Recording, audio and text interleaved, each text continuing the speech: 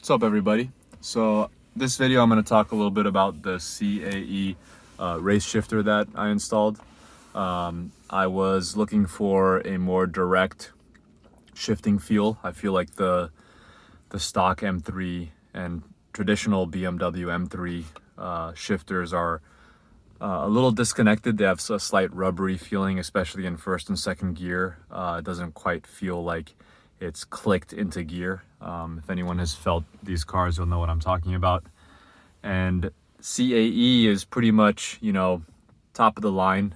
They're a German manufacturer. They make these really beautiful race grade shifters. So just kind of some context on how these shifters work. The traditional shifter, the OEM shifter that comes with this car, and most shifters, they're mounted partially to the transmission and partially to the car. So the stock shifter has a kind of like a frame or a shift fork below the shift tunnel, which has a rubber mount to the frame, to the shift tunnel, and it has two pins that mount to the transmission. And so the pivot point of the lever is much lower below the car, which is why if you put a tall shift lever on the top, you're going to end up with really, really long throws because your pivot is far down, is far below the car on that shift fork, as I'm calling it, or the shift frame.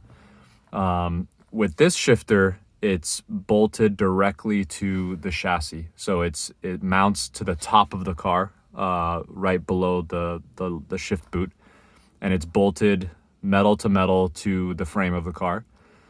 There's no rubber anywhere in this shifter. So, and the pivot point is a little bit higher.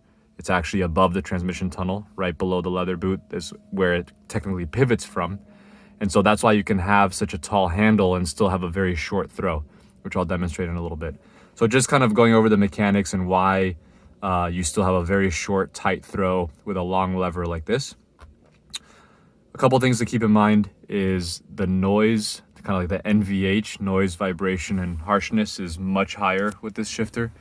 There's a reason why the stock shifter is designed in the way that it is, and it's to pretty much eliminate all engine and drivetrain noise from the cabin. This shifter, you will hear the flywheel, you'll hear the clutch, a little bit of clutch clatter coming through it. When you start the car, you can hear the starter motor much more clearly. All things that me personally, I love. Like, I think it's awesome. It adds to the experience and it makes the car feel a bit more raw. My wife does not like it or she thinks it makes the car sound cheaper. So just a heads up that you may not like the sound.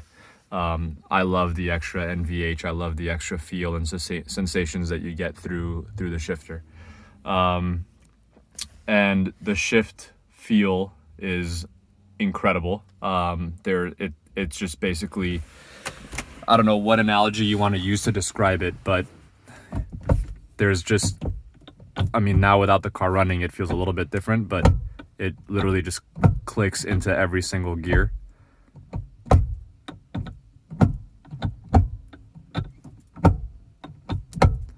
And reverse. So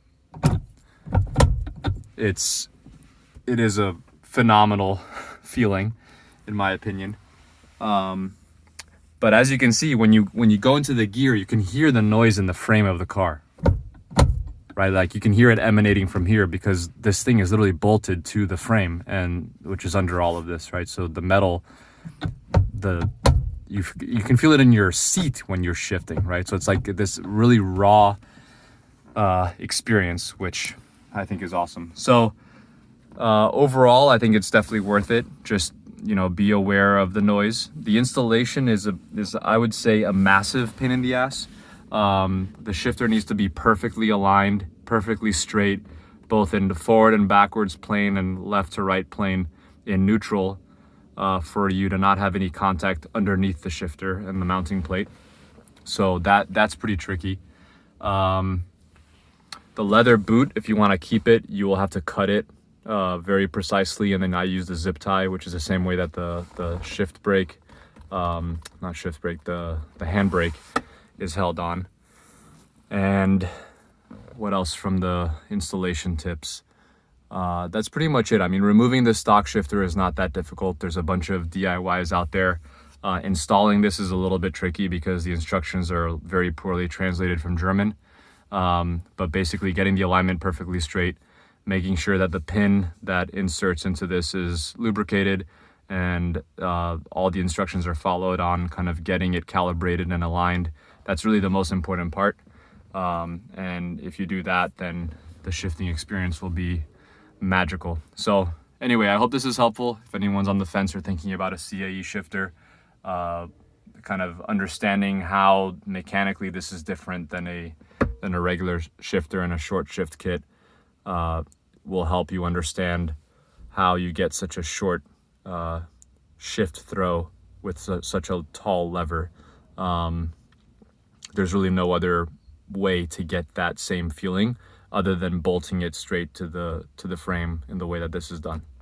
So anyway, hope this helps. Let me know if you have any questions.